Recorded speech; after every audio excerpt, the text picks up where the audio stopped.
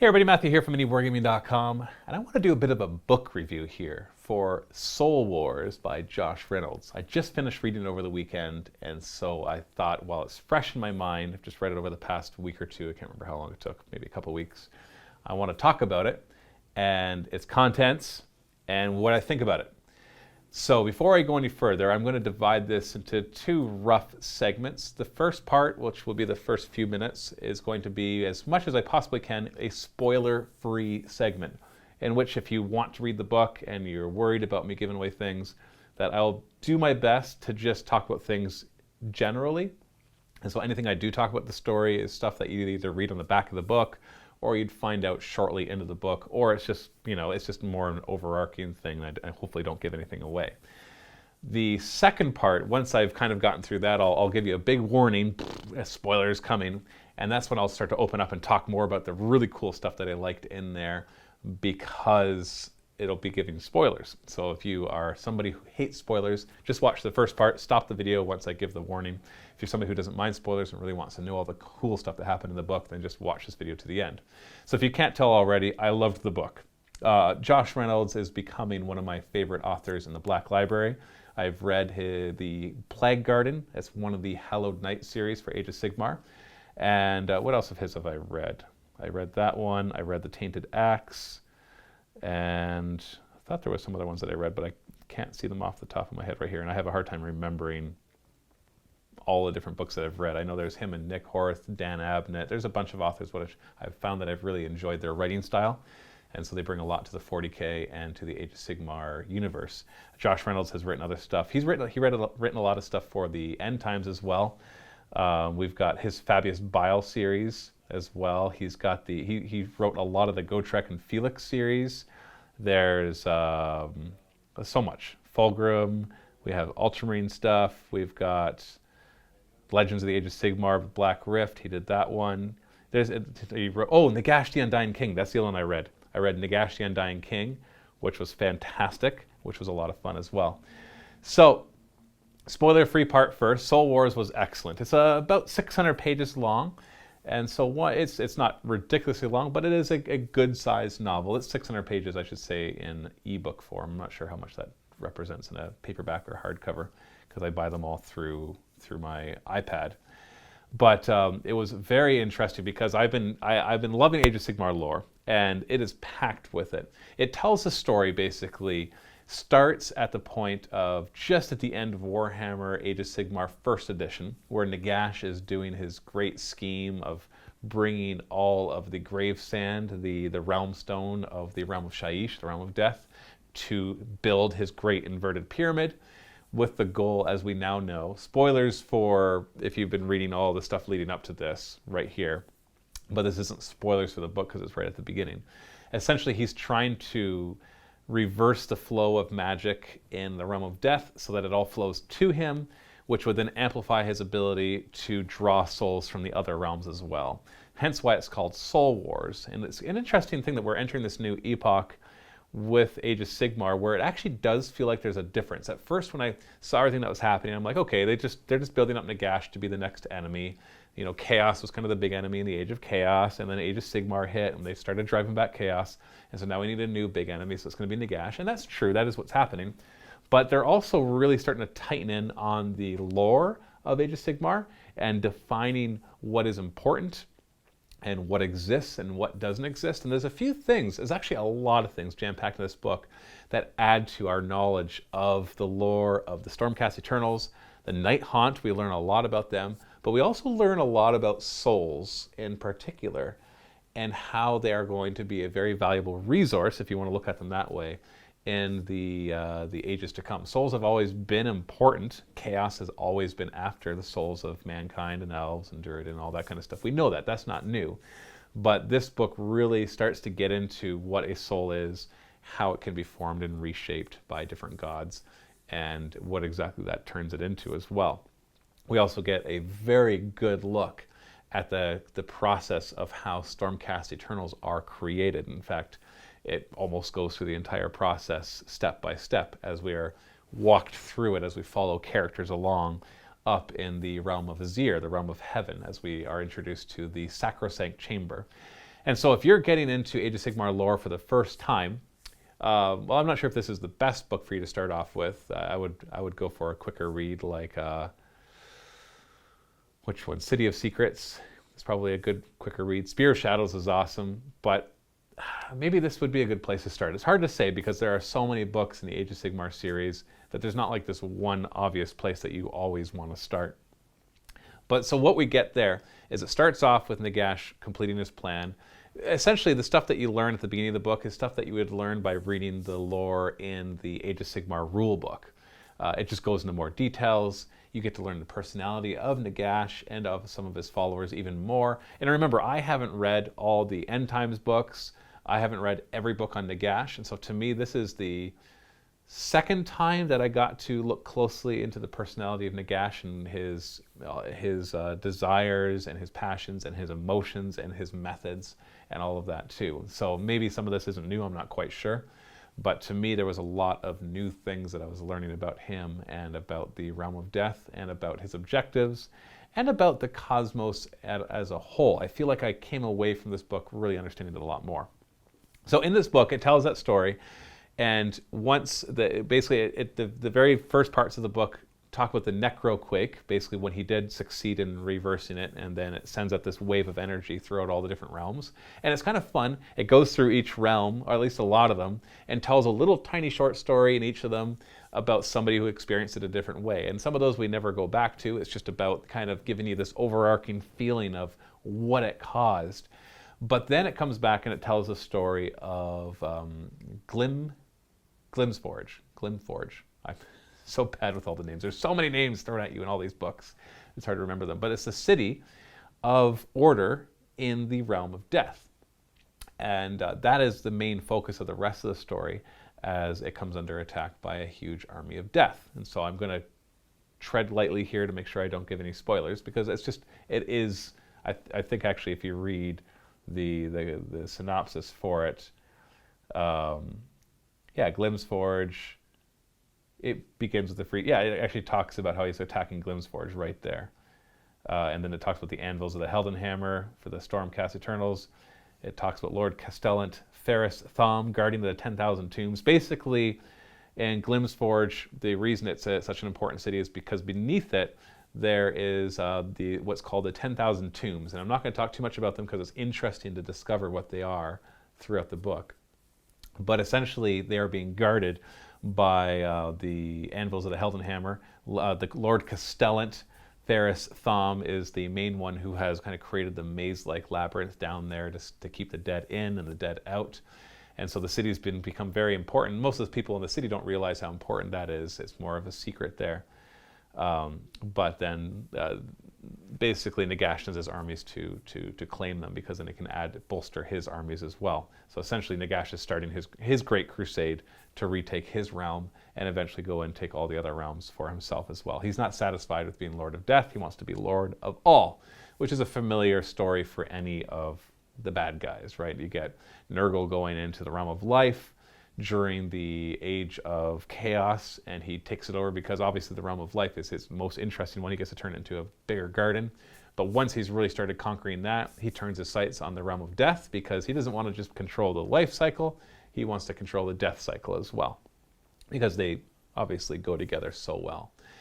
And so I thought it's really interesting. The character development is fantastic. You get to really, I think the thing that was most interesting to me was the seeing into what a soul is and how it interacts with the various gods and how they're each tugging on them in their own way and what they do with them when they have them. Also getting to know the horrible process that Stormcast Eternals have to go through to be forged and reforged gave me a better understanding of their life. And also made me realize that as much as people are saying, I have said in the past, Stormcast Eternals are just Space Marines in Age of Sigmar, I've read a lot of 40k novels, and a lot of them have Space Marines in them. And I can say that after reading this book, I was already getting the sense that the only similarity between Stormcast Eternals and Space Marines was their look, which is just, they're not genetically modified, they're reforged humans put into big power armor essentially. So that's very similar to Stormcast or to Space Marines. But that's almost where it ends. The rest of it, how they're created is very different. their motivations, and how they interact with their god. It's very different than Space Marines, and this book just served to further that divide. That besides the way that they look and the basic concept of them, Josh Reynolds does a really good job of making them their own thing. In fact, Space Marines I find in 40k are rather boring. I like them in stories and all that, but I find like on the tabletop, I'm just like, Space Marines, whatever. But after reading this and delving more into Stormcast Eternal lore, I find myself wanting to play more Stormcast Eternals on the table. And that tells me how interesting Josh Reynolds was able to make them, that I would actually want to reenact things on the table, rather than playing some of the other stuff that I'm interested in as well. So this book did a really good job of that. It also did a really good job of making the Night Haunt come alive. No pun intended there. Because to me, the Night Haunt were just a bunch of ghosts wailing around and stuff. But in this book, they talk. They talk to each other. They talk to humans and Stormcast Eternals. I always had this picture in my this vision in my head that whenever they're talking, it's that, you know, that ghastly voice that's echoed and has the hollow sound to it and all the ooh, that kind of stuff too. But it was really interesting to see these conversations that they'd have back and forth and their motivations in death and why they are Night Haunt and how Nagash bent them to his will, but how they still retain some of their former selves and how those two work together. It is fascinating. I find it really fascinating. And out of all the fiction that I've read, and I've read a lot of science fiction, a lot of fantasy books, it's a hobby of mine. I don't know how many books I've read, but I've read a lot of them. Out of all the ones I've read, this feels fresh and it feels different, even though I'm sure we could find places where certain elements of it are. There's just something about the way it all comes together and the way that he describes them and their struggles. Like, so a lot of it, of course, is just the typical good and evil struggle, the typical human versus self kind of struggle. There's a lot of character development there. None of that is new because, let's just face it, there's only so many ways that you can tell that kind of story. But it's still, the way that he puts it all together is really interesting. So definitely recommend Soul Wars. It was a great read from beginning to end, which is something to be said. Because when I read Plague Garden, I remember I got about halfway through the book and I was like, okay, that can be where the ending of the story is. Why is there another 300 pages to this book? I feel like he's told this story. And there was kind of this middle part where I found myself just forcing myself to keep reading. And then I got to the next part, which it felt like two stories put into one. And so once I crossed that middle part, then Plague Garden, then the second part was fantastic. The first part was fantastic. The second part was even better. And I was so glad that I pushed myself through that middle part. This one didn't have that little middle hump. It had the middle part, like the beginning has a lot of action, the end has a lot of action, the middle has action, but it has a lot of dialogue, a lot of character development. And normally that bores me. It's like, okay, well, let's try to make the book shorter, make it more interesting. But I found myself fascinated by all the character development because all of it was, I was learning new things, which each thing, and I was like, oh, that's cool. Oh, that's cool. Oh, that's cool. Oh, that's cool. And now I love both those armies, Stormcast Eternals and Night Haunts. Even gave me more of an appreciation for zombies and the different Mortarks and what they can do and their roles and all of that. Like all of that just is more interesting. Death to me was never that interesting. All the Death armies were just kind of, whatever, they're kind of bland. Night Haunt seemed to be the most interesting. But now I'm looking at them thinking, oh no, I can see how they all work together. And it talked about the Skeletal Legions and the Dead Walkers, which are the zombies, and the Night Haunt. So it basically talked about all of them. And it allowed me to see how each of them functioned together and their different roles in it. It was very, very interesting. I like that. So that's about as ambiguous as I can be while giving my review. Definitely would strongly recommend it if you're into the Age of Sigmar lore. It doesn't matter which realms you like, which factions you like. It definitely gives you a better insight to Stormcast Eternals and Night Haunt specifically. But there are still Duradin and Elves, and there's still Skeletons and Zombies. So you still get to see some of the other races. You don't see really much else besides that. You don't see any of the other of chaos in this book. And you don't get to see any real destruction either. So if you're really into the destruction armies and you're looking for a book for that, there's not really any here. If you're looking for something about any of the chaos armies, Skaven, or the 4 or 5 chaos gods, then this book doesn't really contain that. It's really it's really Stormcast Eternals versus Night Haunt, which is what you'd expect, given the fact that it has the same title as the box set Soul Wars as well. So, insert huge warning here. Spoiler alert. I want to talk about specific things in the book now that I found to be fascinating. So if you don't want spoilers any more than what I've already given, then turn off the video right now and go read the book, because it is fantastic. So you've been warned, so now I am free to talk about whatever I want. I will not give away the ending, and but I am going to give away some pretty key parts. So only continue watching if you don't care about that. I don't know how many times I can warn you. I hate spoilers. I personally hate spoilers. I hate them with a passion. But if there's a book that I don't feel like reading and somebody were to tell me about the cool stuff in it, then I'd be interested in that. So Ferris Thom is a Lord Castellan. Lord Castellans are the ones that are the castle builders, basically, the ones that are the defenders. And so he's the one that creates the 10,000 tombs, as it turns out to be. Nagash, or one of the Mortarchs, I can't remember if it was one of the Mortarchs or Nagash specifically, or it could have been Nagash through one of the Mortarchs, back in either the Age of Myth or the Age of Chaos, basically planted armies all over his realm. And like the 10,000 tombs is 10,000 of these horrible, vicious warlords and other psychopaths that crossed Nagash, so he doesn't like them.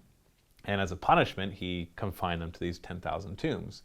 One day to be resurrected to fight for Nagash. But right now he didn't need them. And so now at this point, though, now that he's done his Necroquake and he's basically announced to the realms, hey, I'm the big bad guy now. It wasn't his intent to announce it to everybody, but the Skaven kind of threw him off. And that wrecked the Necroquake, and it made it more obvious to everybody else. And he's like, okay, you know what? I'm kind of happy that everybody knows, because what are they going to do? Well, my dead are rising everywhere. So now he wants to retake the Realm of Death totally for himself. He wants to clear it out of everybody. Kind of like how Sigmar did that for the Realm of Azir at the end of the Age of Myth and during the Age of Chaos, when he couldn't free the other realms. He retreated to the Realm of Azir, took as many people in as he could, and then sealed all the realm gates so that nobody could come to the Realm of Azir. And he sealed them from the outside and the inside as well. And so that's kind of what Nagash wants to do, except minus sealing the realm gates. He just wants, because he wants to then use his realm as a stepping stone to then conquer all the other realms as well, and bring all souls into his possession, which we'll talk about in a second as well. So he's got all these armies scattered throughout the Realm of Death. So this is just one of the many places that he wants to conquer. So what's interesting is the Necroquake it raises the dead everywhere, and throughout the first part of the book, the Stormcast Eternals, the Anvils of the Heldenhammer, are fighting the dead in the city of Glimsforge, because people are used in the Realm of Death. They're used to having to deal with zombies, and like they call them dead walkers, and with skeletons, and even night haunt, but not in these numbers. And so they have graves all over the city, but they're all protected with wards to keep them still. But that just wasn't enough for a lot of the lesser wards. They were broken, and so they're fighting all over the place.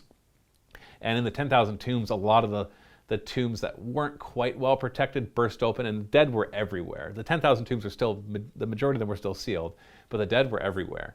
And Ferris Thom, in the defense of it, actually gets destroyed. He gets killed. And his essence lightnings back up. So I'm going to go through the process of how Stormcast Eternals are made, and I'll probably talk about it in a separate lore video as well, so that we can do it without spoilers. But his lightning goes back up. So basically the soul and most of the armor, if not all of the armor, when a Stormcast Eternal dies, transmutes into pure lightning energy, pure Azir energy, and then it travels through the etheric void back to the Realm of Azir, where we find out later on that it's then put into these big holding tanks. And apparently it's it's anguish for these souls. They're reduced to a more raw form of themselves. And we kind of get to see a glimpse as to what a soul is. And a soul is this crux, this inner part that represents what the person is, but just in its raw form, it's barely conscious, it's barely sentient, and it's more a force of nature than anything else. And so the Lord Arcanum, the main character, whose name is now escaping me, I'm hoping that says it right here, is Gnosis, who's one of them. And I can't believe I forgot the other one, because it's like the main character throughout the whole thing. I'm horrible with names in books until I start saying them out loud, which I never did when I'm reading it. So there's a Lord Arcanum who's the main character, and at first we follow him along in the Realm of Azir, and it walks us through the process of creating Stormcast Eternal. So he walks by these big holding tombs, these holding I picture them as like huge silos of spirits, and he can hear them all wailing inside. And it always bothers him, and it bothers Sigmar too, because he doesn't like the process. Sigmar finds the process too rushed and not perfect. And so the Sacrosanct Chamber, which are their wizards, they're the ones that, the reason that they've never come down into the realms before is because they're too busy overseeing the reforging of souls. And they've always been a little secretive, because they're secretly trying to find the problem with the answer to the flaw of the Stormcast Eternals. So Ferris Thumb, they're about to reforge him when the Necroquake goes through. And it shakes things, or the Necroquake is still going through, and it's causing more and more problems, because obviously he died after the Necroquake started. And so when his soul spills down onto the anvil, so basically there's this huge anvil of apotheosis, they call it, and it's surrounded by a ton of knights and Lord Arcanums who are they're singing songs to calm the spirits, because these spirits are raw. They fight the reforging process often because they just don't understand what's going on with them. They even have soldiers all standing by ready to fight the spirits, because apparently they get free sometimes. And a lot of times they fight them to submission and bring them back to reforge them, but sometimes they have to destroy the spirits if they're just too far gone. And when they destroy them, their spirits scatter. And it's interesting, on a side note, they talk about the final resting place of a soul, and they don't have the answer to it. But the realm of death is not the final resting place. I always felt that a soul must have been not eternal, must have been finite, because it talked about how it eventually goes to the realm of death and then eventually fades to nothingness. The stronger the will of a soul, the longer it would last. And then, of course, the gods being the strongest souls of all. But eventually they all fade. They all get pulled to the nadir in the middle, or before they get pulled to the outskirts, and their soul get ripped away. And I thought that would be the end of them. It was a true final death. Well, it is a true final death, but not in the sense that their soul is gone. But apparently in the Lord Arcanum talks about this, that it's taken somewhere else. He calls it the Great Beyond. And he has no idea what it's like. There's nothing in their mythology that tells us anything about it. So we don't know if it's a heaven or a hell, or if it could even be described in those terms, or if it's more just this resting place where the energy just kind of gets to exist in some sort of state of peace. We have no idea. It's very briefly mentioned, but I thought it was interesting that they actually talked about how there's a place outside of the mortal realms that these souls end up. And that I was happy to hear that, because the Age of Sigmar universe seemed kind of, well, it's not grim dark like 40K, but it's always like, oh man, I don't know if I'd want to be a soul there, because in the end, no matter what I did, no matter how many times I get reforged as a Stormcast Eternals or how bad I am, eventually my soul's going to get destroyed, either by Sigmar trying to reforge me, or Nagash finally claiming me and reducing me to some sort of night haunt or some sort of skeleton or whatever. But it turns out that no, he can hold on to them for as long as he wants, but eventually these souls get dispersed. In fact, as the Stormcast Eternals are fighting the night haunts, often they destroy the souls. They don't get to be resurrected by Nagash again, they just get dispersed. And so that would send their soul to whatever this great beyond is as well. That their energy gets cast out into the etheric void, but does it coalesce somewhere else? We don't know. And if it does, is it a place you could go? Could chaos go and conquer it? Or is it really outside the influence of all these realms? Will we ever find out? I'm not sure. I'm not sure if that's important. But it's nice to have that little glimmer of hope that no matter how good or bad life is in the mortal realms, that there may be a final resting place beyond the realm of death. And if the realm of death just represents another facet of magic in the eight winds of magic, not really representing an afterlife. Nagash, of course, claims that the realm of death and himself, he is the master of the end of all souls, and so they are all due to him. But really, he has no right to claim that. He used to be a mortal man. He ascended to godhood, but even gods in Age of Sigmar are mortal. They can be destroyed. They're not mortal in the sense that they'll eventually age and die. At least I don't think they will. But they can be destroyed, and we've seen it happen.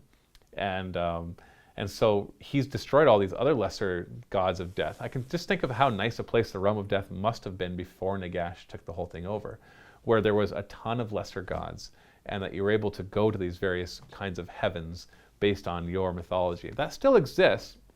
There are still those sub-realms within the realm of death, but Nagash wants to conquer them all back. And he wants them all to be one with Nagash and all the same and under his control, rather than as a resting place or a temporary resting place before they go on to the great beyond, which is not too good.